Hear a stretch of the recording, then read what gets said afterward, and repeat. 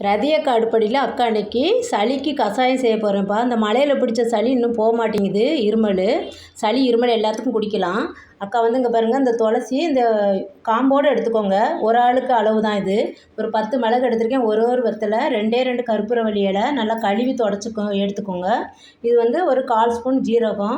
நம்ம மஞ்சள், குழம்பு மஞ்சள், விரல் மஞ்சள் வந்து சின்ன பீஸு தட்டி வச்சுருக்கிறேன்.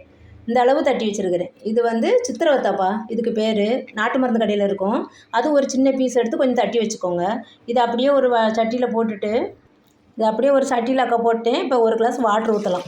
ஊற்றி இது ஒரு 1/2 கிளாஸ் ஆகட்டும். நல்லா கொதித்து ஒரு 1/2 கிளாஸ் ஆகும்போது வடிகட்டணும். இப்போ அக்கா எல்லாத்தையும் 1 கிளாஸ் வாட்டர் ஊற்றி அடுப்பில் வச்சாச்சு. இது நல்லா கொதித்து 1/2 கிளாஸ் ஆகட்டும்.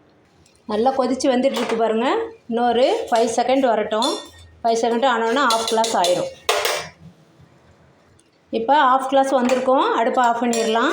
அந்த மஞ்சள்லாம் போட்டோன்னா நல்லா எல்லோவாக இருக்குது. இது நல்ல மெடிசனுப்பா. எங்கள் ஆச்சி வந்து இதுதான் தருவாங்க சளிக்கெலாம். நான் இதை செஞ்சு குடிக்காமலே சிரப்பெல்லாம் வாங்கி குடித்து பார்த்துட்டேன். இன்னும் சளி கிளியராக போன மாதிரி இல்லை. எங்கள் வீட்டில் என் ஹஸ்பண்டுக்கு ரொம்ப சளியாக இருக்குது. இது இன்றைக்கி செஞ்சுட்டு ஒரு நாளைக்கு நைட்டு மட்டும் குடித்தாலும் குடிக்கலாம், இல்லைனா மார்னிங் குடிக்கலாம். 2 வேளை கூட குடிக்கலாம். 10 வயசுக்கு மேலே உள்ள பிள்ளைங்களுக்கு 1/4 கிளாஸ் கொடுங்க.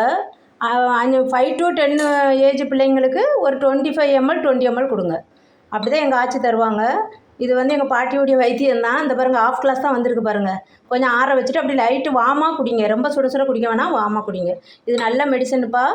வீட்டில் நாட்டு மருந்து கடையில் இந்த சித்திரத்தெல்லாம் கிடைக்கும். வாங்கி செஞ்சு இதே மாதிரி குடித்து பார்த்துட்டு அக்காவுக்கு சொல்லுங்கள். சளி நல்லா கேட்கும். சளி, இருமல் எல்லாமே கேட்கும். வாரத்தில் ஒரு நாள் 2 நாள் கண்டிப்பாக எடுத்துக்கோங்க. தேங்க்யூப்பா. அக்கா சேனலுக்கு சப்ஸ்கிரைப் பண்ணுங்கள். ரதியக்கா அடுப்படிக்கு இதை செஞ்சு இந்த கஷாயம் செஞ்சு சளி இருந்தால் குடிச்சு பாருங்கள். தேங்க்யூ.